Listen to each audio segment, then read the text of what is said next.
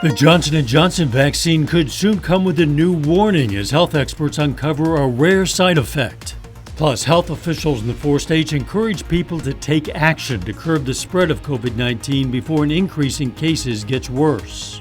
And the new rules for Oklahoma educators concerning lessons about race. The 4 states' most watched news starts now. Federal health officials are investigating whether the Johnson & Johnson COVID vaccine might slightly raise the risk of Guillain-Barré syndrome. This is KOAM News at 10. A spokesperson for the CDC says the agency is working with the FDA to evaluate a potential connection between the single-shot vaccine and the rare neurological condition. Distribution of the Johnson & Johnson vaccine was briefly paused earlier this year because of the risk of a rare type of blood clotting complication. The vaccine was returned to the market in April after determining the risk was low and the condition was treatable. The CDC believes this could be a similar situation, resulting in an additional warning label being added. Health experts recommend it's still better to get the vaccine because the risk of complication is low compared to getting COVID, and most people typically make a full recovery from Guillain-Barré syndrome. COVID-19 cases are surging in Missouri, and local hospitals are feeling the effects. KOAM's Bronte Sorotsky spoke with disease experts at both Freeman and Mercy to see what doctors are facing. And she talked with a local woman who's working to get more people vaccinated. Joplin hospitalizations are reaching levels seen before vaccines were even available, with more patients in critical care than before. We have more patients on ventilators at this time than we previously did. So what's changed, and why are we seeing this surge? There's probably 2 predominant reasons. Number one, it's the Delta variant, and it's more contagious. So with that one being the one that is circulating, that increases our numbers. The other unfortunate reason is that we do not have a high percentage of our population vaccinated. Currently, Mercy is seeing 58 COVID patients. Over at Freeman Health Systems, they're seeing about the same, with 50 COVID patients, including their Neosho Hospital. Our situation here at Freeman Health System is very reflective to what other hospitals are seeing statewide, as far as just seeing a pretty significant jump in our number of COVID inpatients. With new COVID strains, health professionals are in a whole new ballpark. You know, we have the presence of variant strains that are more contagious. They present with different symptoms, so symptoms that you maybe not necessarily would see as the classic COVID symptoms. They're presenting differently. Which is why being vaccinated is the best way to stop the virus from spreading further. To me, it's a no-brainer. You know, go get vaccinated. One woman has been using social media to get the word out about vaccines after seeing cases rise in her community. I've put my phone number out on Facebook for people to just call, and you know, I've transported a lot of people to go and get vaccinations. That's how important it is. And I think that every single person that is vaccinated, if you can do the same thing, put your number out there, let people contact you, friends and family, go with them, hold their hand, you know, whatever it takes. To her, even if she can only change one mind, it's worth it. In Joplin, Bronte Sorotsky, KOAM News. According to the Missouri Department of Health and Senior Services COVID-19 dashboard, 42.7% of Joplin residents have been fully vaccinated. In Oklahoma, health officials are urging more residents to get vaccinated. Oklahoma ranks 11th in the country for most new cases per capita over the last 2 weeks. Much of the focus is in our region, northeastern Oklahoma, where cases are rising steadily.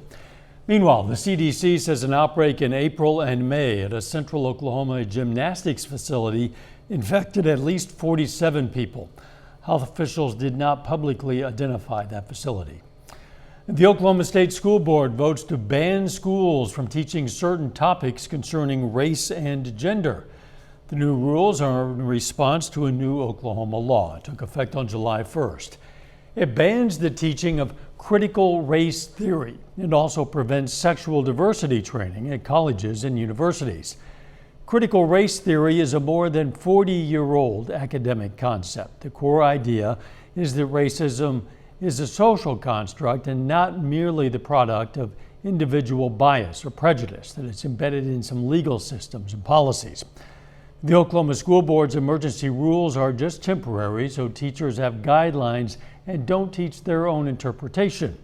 Those rules will now have to be approved by the legislature. Doug Heddy, fairly nice evening out there. Yeah, and it turned out to be a great Monday for us today. Temperatures only into the upper 70s for highs, which is well below where we should be for this time of the year. 77. That's all we got up to. We should be topping out at 90, but we will definitely take days like this in the middle of July, and especially because we're going to start to warm things back up over the next few days. Nothing going on outside here. Any showers, any thunderstorms off to our east across eastern parts of Missouri. We look pretty good for at least the next couple days. Temperatures very comfortable, upper 60s to near 70 for us right now. And as we go through the rest of the evening hours, we're going to drop back eventually down to about 62. So very comfortable start. 77 by 10, 82 by noon. High temp right around 88 as we go into the afternoon hours. We are going to continue to heat back up, some rain chances as well. We'll look at that here in just a bit. See you then. An investigation into a report of shots fired in Vernon County, Missouri leads to the arrest of a suspect and the seizure of multiple guns and meth. The suspect is 55-year-old Daniel Sands of El Dorado Springs, Missouri. He's accused of shooting at a rural Vernon County home on Thursday. No one was hurt in the shooting. During the investigation, the sheriff's office says they searched Sands' home where they recovered meth and multiple guns. The county prosecutor has charged Sands with assault, 2 counts of armed criminal action, and other drug and weapon-related crimes. Eastern Oklahoma's popular nature attraction, Bathtub Rocks in Tahlequah, is now closed to the public. The Nature Conservancy owns that land, and leaders there say they made the hard decision to close after years of vandalism and illegal activity. Reporter Amelia Mugavero has more. Bathtub Rocks is one of Green Country's hidden treasures, tucked away in J.T. Nickel Family Wildlife Preserve in Tahlequah. We know the people in this area love Bathtub Rocks. People have been coming here for generations. Katie Gillis is the Director of Conservation for the Nature Conservancy. The Conservancy owns the preserve, including Bathtub Rocks. Gillis says the area gets about 30,000 visitors a year.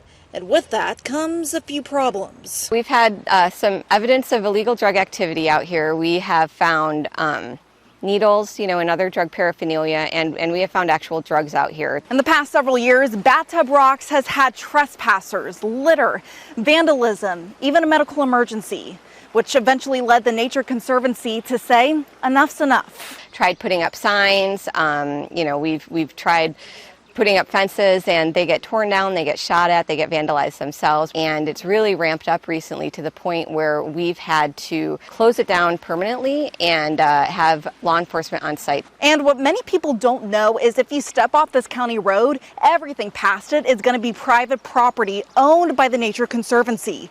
And before they did not enforce trespassing, but now they will. It was a very hard decision for us to make. Gillis says the preserve's hiking trails and county roads will still be open for people to enjoy. She says the Conservancy hasn't decided if or when Bathtub Rocks will reopen. Right now we're just focused on trying to restore and clean up what we've got here and trying to get the word out and ask people to please respect our private property and to not come out here and trespass and vandalize.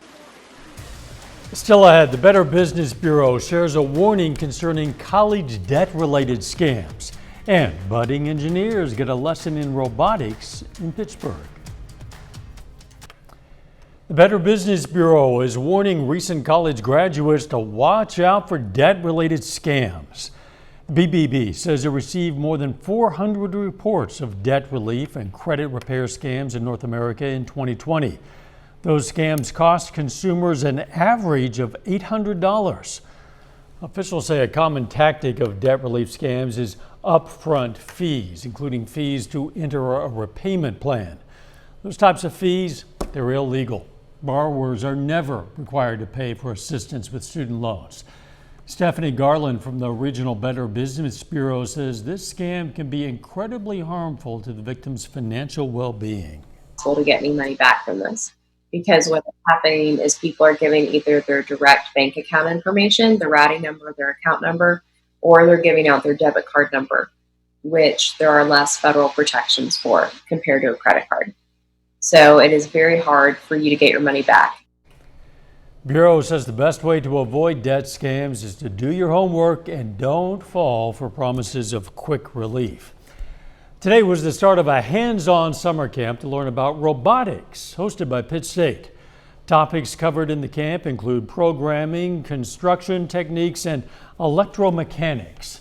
We sent photojournalist Sam Combrink there to check it out.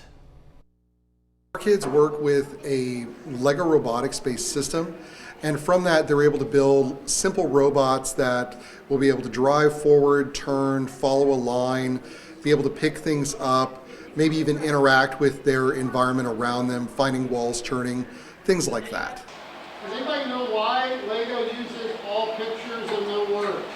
So new things that I learned today was how to build a car because it needed a lot of pieces, and I never even knew that you could build a car that actually works out of Legos. Like I never even knew that. Basically what this is we use a Lego-based robotics system to help kids learn the basics of how to build robots, how systems work, things like motors and gears, programming, but a lot of it has to do with applied problem solving and learning teamwork strategies. The camp will be capped off with a competition on Friday.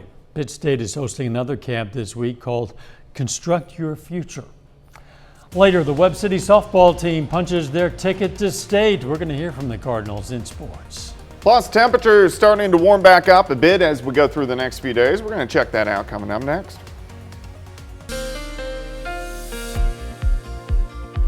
Well, it turned out to be a great day for us today. Temperatures are fantastic as we made it right around 77 for a high, which is well below where we should be for this time of the year. A little bit of rain, just 1/100th of an inch with this last storm system. At least today we got more rain, of course, Saturday night than into Sunday. For the year, we're approaching in on 31 inches across the region. Temperatures, though, it's July, it's supposed to be hot, and it has been hot. Just our temperatures have been a notch or two below our average high, really most of the month, but we're going to start to heat things back up over the next couple days. Outside right now, 67 in Fort Scott, 69 in Carthage. We have 69 in Anderson. Grove checking in at 69. Pittsburgh 68. Independence hair warmer at 71 degrees. And our humidity pretty good really for us today. Our dew points kind of sitting into the mid 60s, and you want them in the 50s and 60s during the summer, so it doesn't feel too bad. Once it gets into the 70s, that's when it feels pretty sticky outside. And that's what we're going to see as we get into about the middle of this work week. Outside, 69, winds are pretty much calm, but they're going to start to pick up out of the south as we go through the overnight hours for us tonight. There's nothing going on outside for us here. We look pretty good across the entire four-state area. Any showers, any thunderstorms left over from this past storm system, now mainly eastern parts of Missouri and then over into Illinois and Indiana. But this whole system has been slowly rotating away from us. So on the backside, you get the northerly winds. That's why you kind of usher in that cooler air, and that's what we have seen over the past couple days. But out to the west, nothing is going on. We have the monsoonal moisture, but there's no storm systems, which are really here to affect us, at least over the next couple days. We will start to get some rain chances in here late in the work week. Tonight looks good. Start to get southerly winds picking up by morning. We'll warm up tomorrow. Quite a bit hotter than what we saw today, at least, I'd say 10 degrees at least warmer than what we saw today. 62 to start, 82 by noon, high temp right around 88. We're going to have a south wind. It's going to be light at about 5 to 10. Pretty much clear skies for us tomorrow night. Not as cool. We'll drop back near 70 for an overnight low. And then on Wednesday, even hotter. We pop up into lower 90s, plus our humidity will start to increase. But Wednesday should still end up being on the dry side. All right, heat indices, the way it actually feels to your skin. We're going to have a heat index tomorrow, probably 92, 93 degrees, but it creeps up into the mid to upper 90s by the time Wednesday rolls around. And that's what we're going to see actually as we head through the rest of the week. But we are going to get some rain chances. There's a weak little front, upper level wave that is going to roll in by the time we head into Thursday. So chances for scattered showers Thursday, Friday. Let's go into Saturday. These are not rain outs, but these are just scattered, mainly afternoon and evening thunderstorms. But they're going to be around really starting Thursday and lasting for about a week.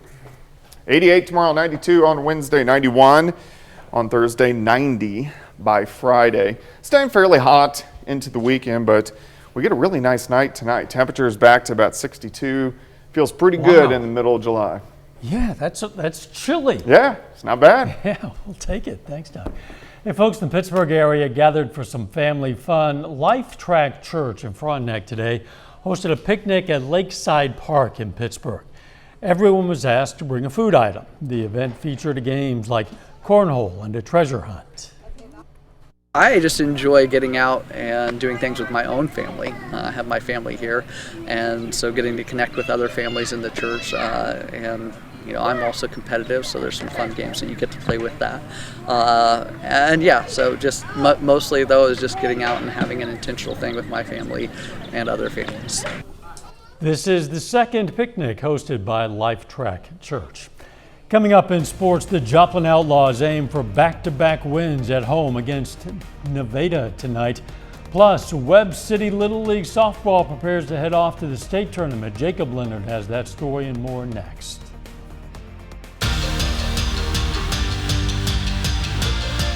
The Joplin Outlaws picked up their first win of the second half last night, beating the Jeff City Renegades 6-4. And the Outlaws are now just one game under 500 on the summer, sitting at 12-13 overall. And Joplin remains at home tonight, meeting up with the Nevada Griffins. This one is over. Nevada takes it 4-0. A nice night on the hill for Missouri Southern's Chase Bider. He gets the win, going 6 shutout innings, allowing just 4 hits. Well, Webb City softball dominated Little League district tournaments last week. That includes the 12 and under team, who claimed a district championship to punch their ticket to state. Now we caught up with the team tonight to talk about preparing to hit the road to DeSoto. The Webb City 12 and under softball team is heading to the state tournament. I'm pretty nervous, but at the same time I'm more excited for having another opportunity. It's really exciting, and I'm glad that we get to keep playing this year. Our defense is strong and stuff, but also it's mostly our mental part of it and how positive we all stay. Webb City claimed back-to-back district titles last week to punch their ticket to DeSoto. Last year, their season ended after districts due to COVID-19. I really thought that we had a chance to go a long ways last year, and with the COVID hitting, you know, all we got to do is play districts and win districts. So this year the girls have a chance to go up and go further and have a chance at state, and hopefully we can advance past state and see how far we can go. Yeah, it's pretty cool of being able to go to state this time and maybe even making it farther. It was a dominant week for Webb City softball of all ages. The 12 and under team joins the 8-year-old, 10-year-old, and 16-year-old teams as district champs. You got to take it yourself, take it yourself, take it yourself. It's a very sports-oriented town. The community backs them well. They care about their kids, and they buy into it, and they invest in them. You know, we'll just show up there and try to do our best and adjust as we go. Webb City's first game in the state tournament will be on Friday night at 8 p.m. in DeSoto. The 2021 MLB All-Star Game is tomorrow night in Denver. The Cardinals have 2 players in the game, in pitcher Alex Reyes and third baseman Nolan Arenado. For Arenado, it's his 7th All-Star selection.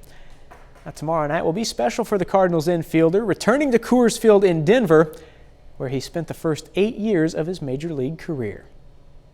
It's come to my mind now. Obviously, you know, being in batting practice now, we're going to see a lot of the fans. You know, I got a lot of love for them, and they know that. You know, I've said it a lot, and I always played hard for them, and that was my goal. But it's going to be cool. You know, it's going to be great. You know, I'm a little nervous about it again, but, you know, it'll be a lot of fun.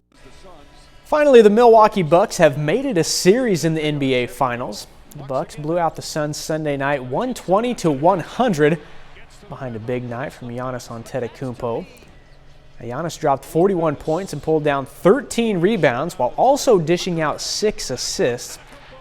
Phoenix still leads the series, but the Bucks now have a chance to even it up at 2 games apiece on Wednesday night. I feel like in the previous game, game 2, there was so much traffic. I was, able to make the corner pass to guys or make the right pass, guys, But now being at home, you feel have a little bit more confidence. Your legs feel a little bit better. you can finish some of those plays. But there's a lot of traffic in there. We got to keep, making the right play. That's a look at sports. We're back with more news after this. Take time now to honor a local veteran, Staff Sergeant Francis Biss. The Neosho, Missouri native served in the U.S. Army, and we are proud to salute Staff Sergeant Francis Biss, tonight's four-state hero. Another billionaire is heading for space. Elon Musk, the founder and CEO of SpaceX and Tesla, has reserved a ticket for a future flight on a Virgin Galactic craft, according to Virgin CEO Richard Branson. This announcement comes one day after Branson and a crew flew 53 miles above Earth on a Virgin Galactic jet, a rocket jet. The Sunday Times reports Musk put down a $10,000 deposit to book a seat. No word yet on when that launch will take place. Right now, a 1-hour jaunt on a Virgin Galactic spaceplane goes for a cool $250,000. Roughly 600 people have shown interest in the trip, including celebrities Tom Hanks and Lady Gaga. Billionaire Jeff Bezos is scheduled to fly into space on his own Blue Origin rocket later this month. There is no universally agreed definition of where space begins. It differs from country to country and organization to organization, and some say 53 miles up is not really space. Are they doing something up there, or like just cruising, recreational? No, they're going up and they're coming back down. They don't have the speed yet to orbit these. You too can do it for $250,000. Wow, there's way better places to spend money than that.